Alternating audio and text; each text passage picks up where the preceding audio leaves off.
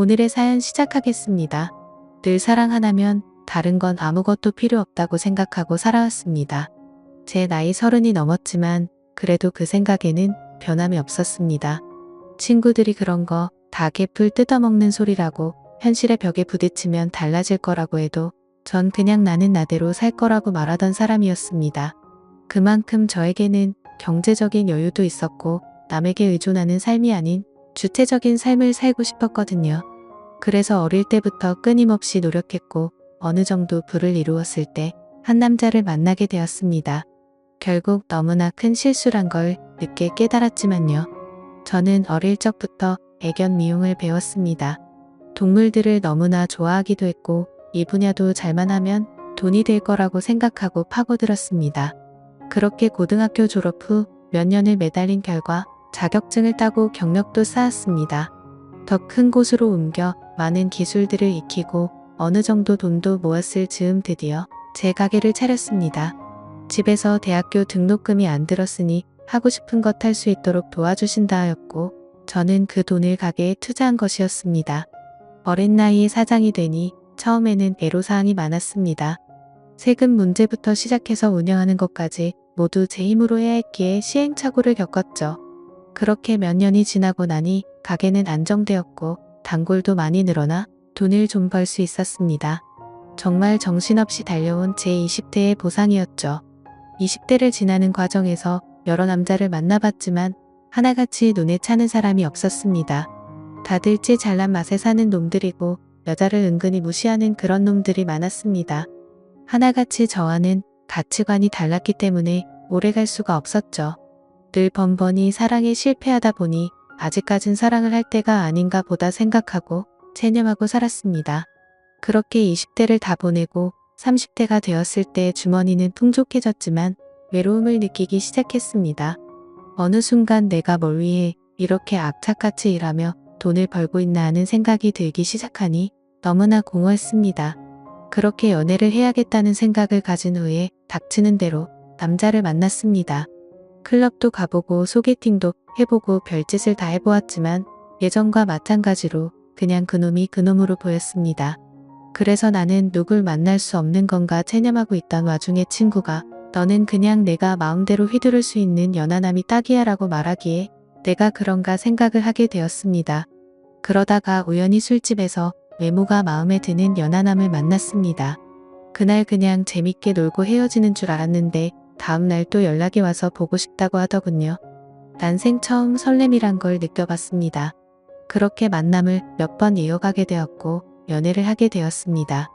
정말 대장부 같은 성격에 제가 사랑하는 사람이 생기니 여자인 척도 하고 싶고 치마도 입고 싶고 그렇게 되더군요. 그놈이 회사원이기는 했지만 저와는 벌이 차이가 꽤 많이 나는 편이었고 전 그런 것에 인색하지 않았기에 제가 주로 계산을 하며 데이트를 했습니다. 그러던 어느 날 너랑 결혼하면 행복하겠다. 맨날 맛있는 거 먹고 이 말을 하기에 저도 모르게 결혼하면 되지 했습니다.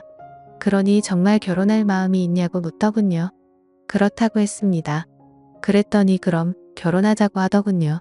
말도 안 되는 프로포즈 아닌 프로포즈였지만 기분이 나쁘지는 않았습니다. 그렇게 그 집안에 인사를 드리러 갔습니다. 불행의 시작이었죠. 제가 생각했던 것과는 달리 그놈의 집은 많이 가난했습니다.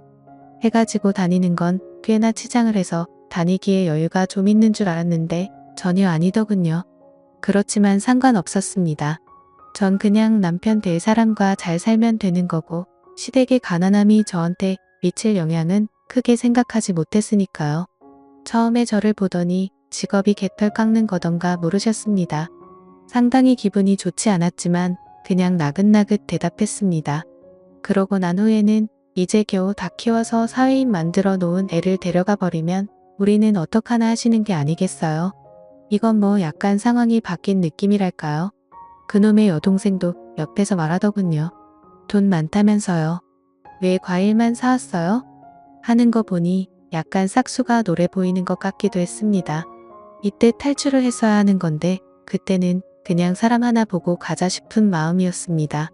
제 눈이 완벽하게 잘못되었다는 것을 알게 된 것은 꽤 오랜 시간이 지난 후였습니다.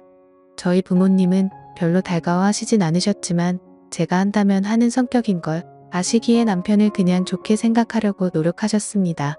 나이 젊으니 오래 일할 수 있어서 좋다는 둥 뭐 그런 소리를 하면서 위로를 하시더군요. 그놈과 인사를 갔을 때는 최대한 예의를 갖춰서 존댓말 하시고 좋게 말씀하려는 모습이 굉장히 고마웠습니다. 그렇게 결혼 날짜까지 잡고 준비를 했습니다. 그런데 시어머니에게 연락이 오더군요. 잠깐 보자고요.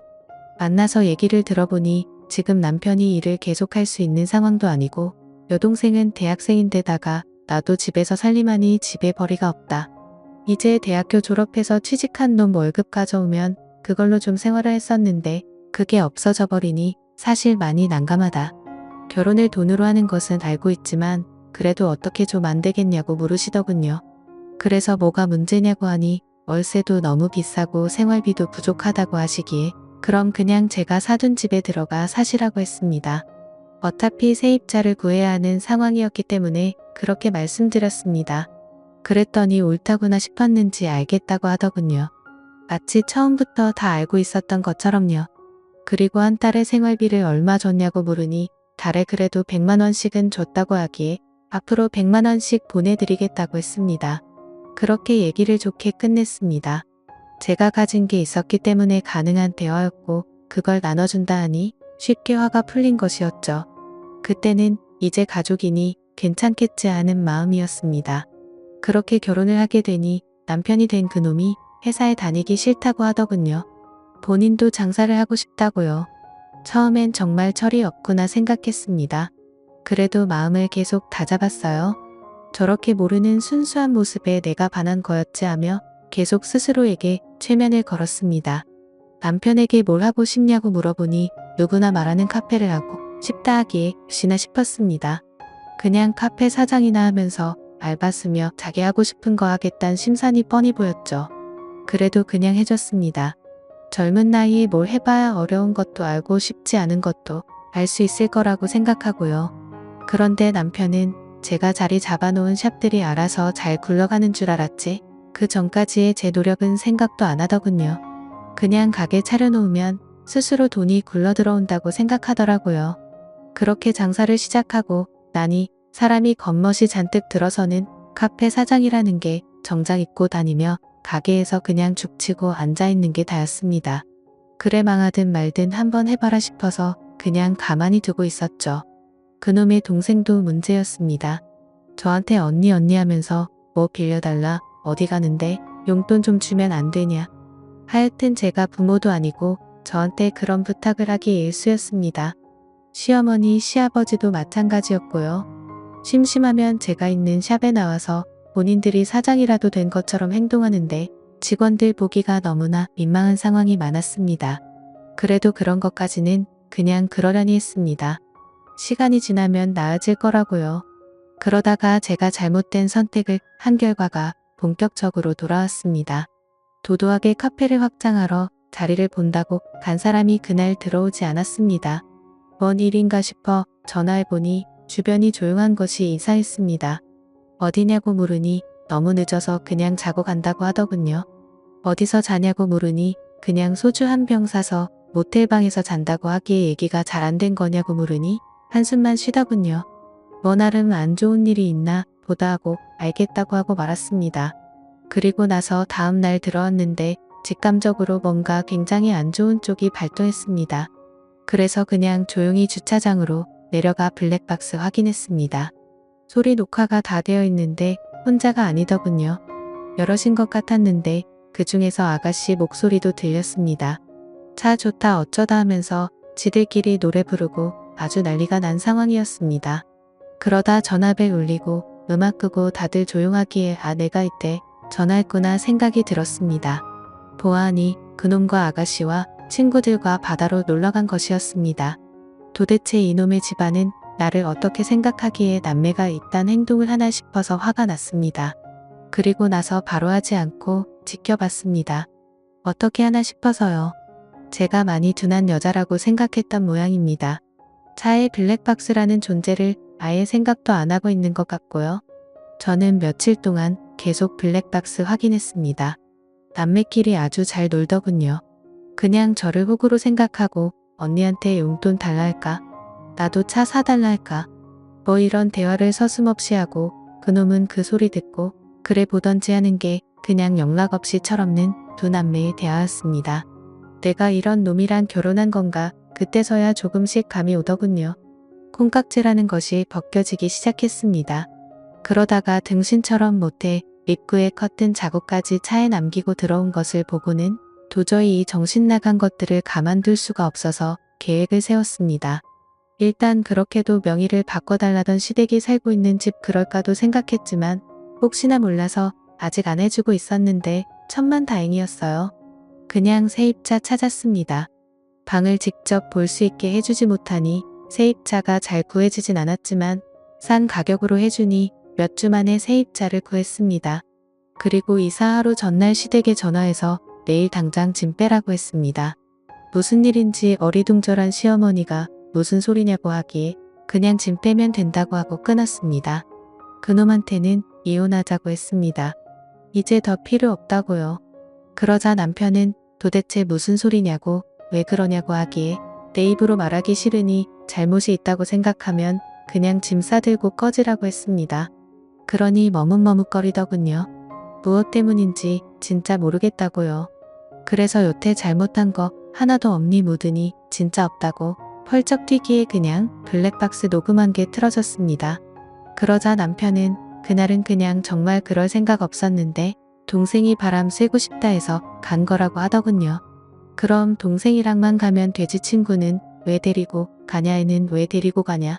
도대체 받아 가야 할 이유가 뭐가 있고 나를 왜 속여야 하냐고 하니 알면 허락 안 해줄까봐 그랬다고 하기에 이뿐만 아니고 더 틀어줄까 무든이 됐다고 하더군요. 더는 됐으니 그냥 꺼지라고 했습니다. 꼴도 보기 싫다고요. 제가 무서운 표정으로 그러니 본인도 쫄았는지 나가더군요. 그리고 다음날 시댁 사람들 다 제 집에 찾아와서 도대체 이런 경우가 어딨냐고 난리가 났습니다. 그 사람들이 당장 짐 안 빼면 신고한다. 그러자 짐을 옮기긴 했는데 도대체 짐 놔둘 곳이 없다며 난리치기에 그건 알아서 하시라 했습니다. 대충 상황을 그놈에게 들어서 알고 있는지 시어머니가 애들이 잘못한 걸 왜 어른들한테 화풀이를 하냐고 난리치기에 이제 남의 건데 집을 줄 수는 없지 않냐 하니 이 일로 이혼을 하냐고 성을 내셨습니다. 너무 황당해서 이 말을 하나 싶더군요.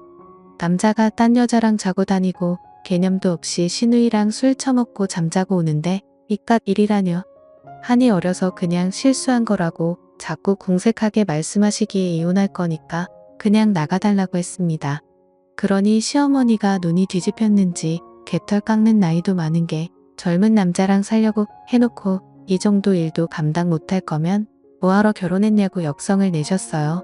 저도 열받아 정말 어디서 저런 게 나왔나 했더니 가정교육이 틀렸네요 했더니 제 머리채를 잡으시더군요. 저도 지지 않고 몸싸움을 하다가 옆집에 계신 분이 소란스러웠는지 신고를 했고 경찰이 와서 마무리되었습니다. 진짜 너무나 황당하고 거지 같은 집안이었습니다. 제가 뭐하러 이혼할 남자의 부모까지 책임을 져야 합니까? 그리고 나서 그놈이 가진 거 다 뺏었습니다. 차며 가게며 카드며 그냥 다 뺐고 짐 싸서 앞에 뒀습니다.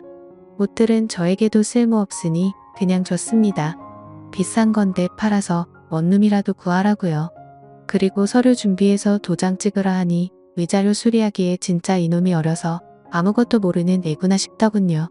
내가 잘못해서 이혼 사유가 있는데 무슨 위자료를 요구하냐 자꾸 헛소리하면 그냥 얼굴 볼 필요 없이 소송 건다고 하니 또 쫄라서는 알겠다고 하더군요. 그냥 저는 남자가 아닌 애를 데리고 산 것이었습니다. 처음엔 그냥 외모가 제 스타일이라 끌렸던 거고 늘 마음에 차지 않던 남자, 지 잘난 맛에 사는 남자들만 보다가 너무 철없이 순진한 모습이 좋아서 만나게 돼서 결혼까지 한 것인데 그냥 그렇고 그런 놈이 될까는 과정일 뿐이었던 거죠. 나이 먹으면 이놈도 다 똑같아질 놈이었는데 말이죠. 지금 뭐 어디서 작은 방이라도 구해서 내 식구 손 붙들고 살고 있겠죠. 관심 없습니다. 이제 남이라 볼 사이도 아니고요. 그냥 더러운 추억으로 남았을 뿐입니다. 차마 제 부모님한테는 민망해서 얘기를 못하고 그냥 성격 차이가 너무 나서 헤어졌다고 했습니다. 마음 아파하셨지만 제 선택이니 존중해 주신다고 했고요. 정말 콩깍지라는 게 무섭습니다.